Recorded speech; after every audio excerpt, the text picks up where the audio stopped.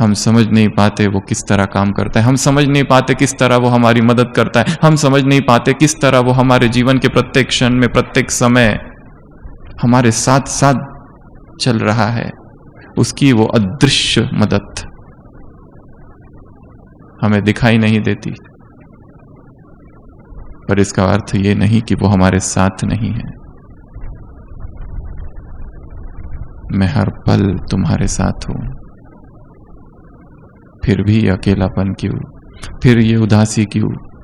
और जो हृदय अकेला हो जाता है वो इस अकेलेपन को, इस रिक्तता को भरना चाहता है और ये दिखाना चाहता है कि मेरे अंदर अकेलापन नहीं है। और भरने के साधन क्या क्या है? तो भरता है वो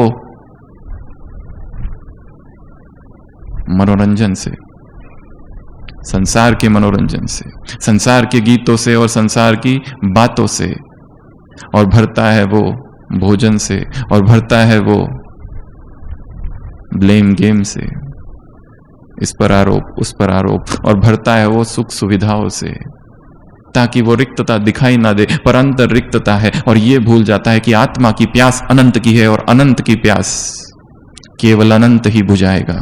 इस संसार का कोई व्यक्ति संतुष्ट हमें तृप्त नहीं कर सकता, इस संसार की कोई वस्तु हमें तृप्त नहीं कर सकती, चाहे कितनी भी अच्छी हो, कितनी भी लुभावनी हो, कितनी ही स्वादिष्ट हो, कितनी भी बड़ी प्राप्ति हो, क्योंकि आत्मा की प्यास किसकी है? संडे की मुरली, चात्रक पक्षियों से, चात्रक से बच्चों से बाप मिलने आए हैं। जन्म जन्म प्यास थी प्रभु मिलन की, जन्म जन्म प्यास थी परमात्मा प्रेम की, वो प्यास अब पूरी हुई है। भक्ति मार्ग में भिखारी थे, अब बाप ने आकर तुमको क्या बना दिया?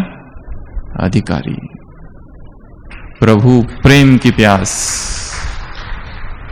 सारी की सारी मुरली प्रभु प्रेम पर है। इस प्रभु प्रेम के अतिरिक्त तो किसी भी व्यक्ति का प्रेम आत्मा को तृप्त नहीं कर सकता, ना कभी भर सकता।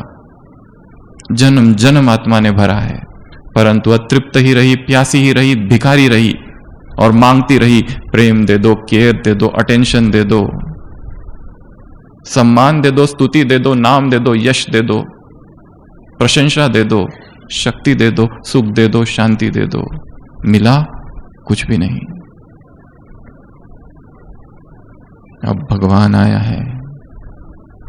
अगर इस ब्राह्मण जीवन में चलते हुए सब कुछ है, उसके बाद भी अकेलापन है, तो सबसे पहले तो इसे स्वीकार करना पड़ेगा कि मुझे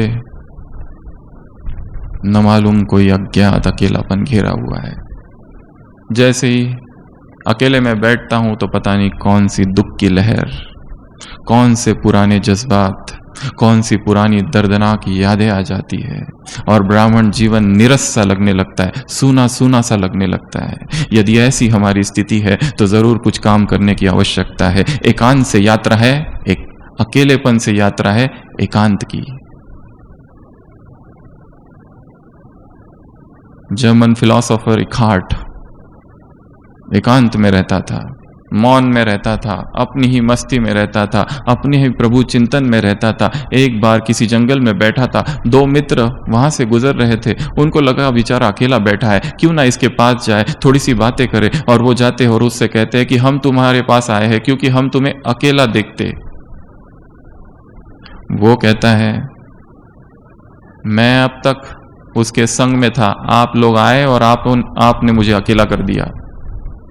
जो व्यक्ति एकांत में आनंद लेता है उसे व्यक्तियों का संग, व्यक्तियों का साथ इतना नहीं लुभाता, उसे आदत है एक के संग की। और यदि अकेलापन है तो व्यक्ति उसे भरता है दंभ से, हिपोक्रेसी, सेल्फ लाइन, कहने के लिए योगी परंतु अंदर भोग की लालसा है, कहने के लिए ऊपर से ब्रह्मचर्य परंतु अंदर से देह खींचती है। इसलिए इस दंभ से, इस हिपोक्रेसी से, इस सेल्फ डिसेप्शन से, इस सेल्फ लाइंग से, इस आत्मवंचना से, इस आत्म प्रवंचना से सबसे पहले स्वयं को मुक्त करना है। कि जो 69 की एक अव्यक्त वाणी है जिसमें बाबा ने कहा है खौफनाक वो है जो अंदर से कुछ है और बाहर से कुछ है, जो दिखा कुछ और रहा है अंदर से है कुछ। व्यक्ति का चरित्र वो है जब वो एकांत में बंद कमरे में बैठा हुआ है और क्या कर रहा है। कौन से विचार उसके मन में चल रहे हैं, कितनी सच्चाई उसके हृदय में है, क्या वो वही है जो संसार को दिखाता है या कुछ और।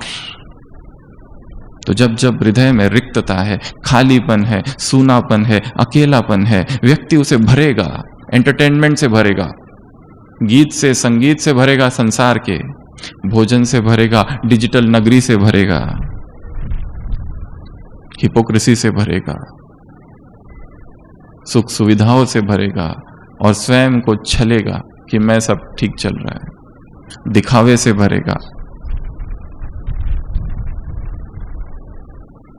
पहले तो इससे स्वयं को मुक्त करना है और स्वीकार करना है, हाँ है ये अकेलापन, पता नहीं क्यों है, परंतु अब मुझे इसको भरना है। किससे भरना है उसकी चर्चा हम करेंगे। बाबा ने 3 बातें बताई आज। पहला, प्राप्तियों को सामने रखो। इससे भी अधिक चिंतनीय विषय है ये सोचना कि ब्राह्मण, एक तो ये सोचना है ब्राह्मण जीवन में हमने क्या क्या पाया, दूसरा ये सोचना कि क्या ऐसी भी कोई वस्तु है सुखी जीवन के लिए जो मेरे पास नहीं है। उत्तर होगा ऐसा कुछ भी नहीं है, सब कुछ मेरे पास है। ये भी चिंतन की एक दूसरी धारा है। जो जो सुखी होने के लिए चाहिए बाबा ने वो सब कुछ मुझे दे दिया है, अब मुझे और क्या चाहिए। और चिंतन एकांत में किया जाता है और चिंतन मौन में किया जाता है। एकांत में बैठकर मुझे क्या क्या मिला है, फिर भी अतृप्ति क्यों। गहराई से सोचना, चेतना को उस गहरे आकाश में ले जाना और वहां बैठ के सारे दृश्य को देखना, अपने जीवन को देखना, अपने जीवन में हो रही घटनाओं को देखना। मैं हूं कहां, मैं क्या कर रहा हूं, मुझे क्या करना है। बाबा ने कहा प्राप्तियों को याद करो। दूसरा कहा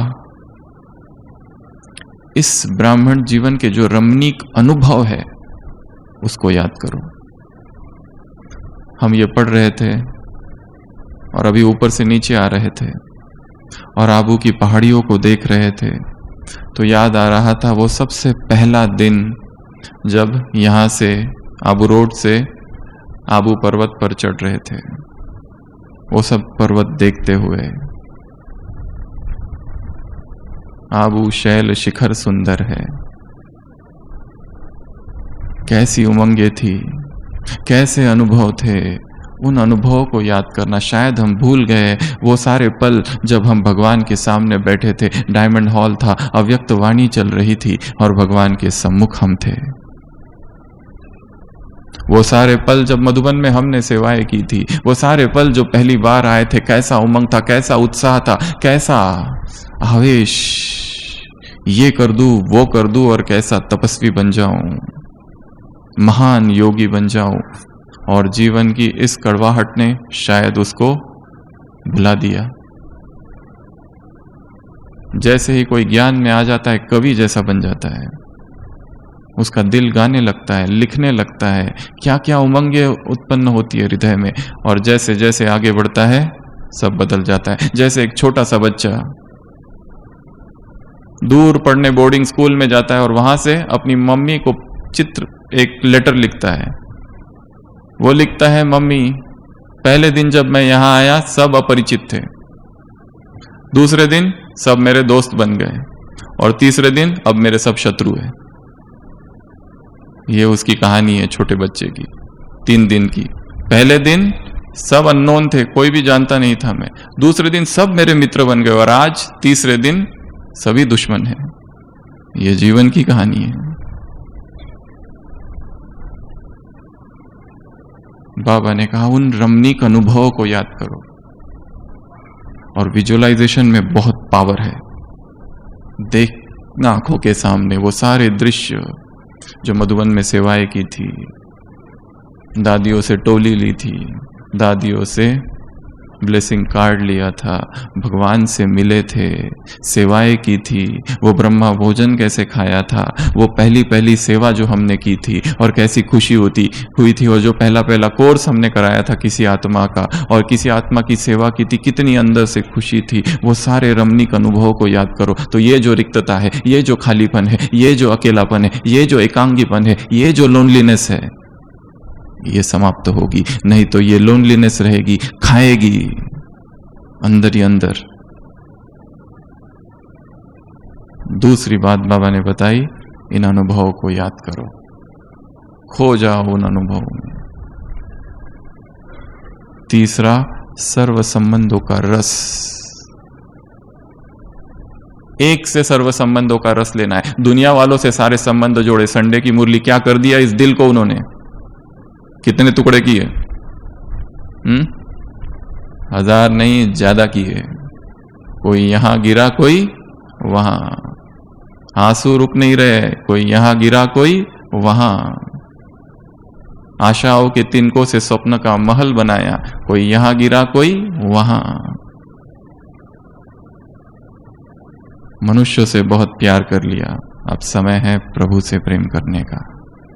देहधारियों से बहुत आसक्ति रख ली, अब समय है उससे सर्व रसों का अनुभव करना, सर्व रसों का।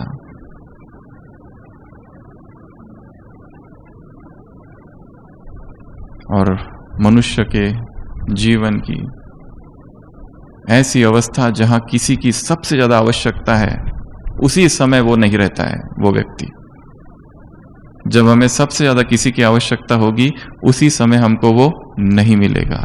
इसलिए एक उसी से सर्व संबंधों का रस, ये तीसरी विधि। तो ये 3 बातें बाबा ने बताई। अगर अकेलापन लगे तो ये 3 बातें करो।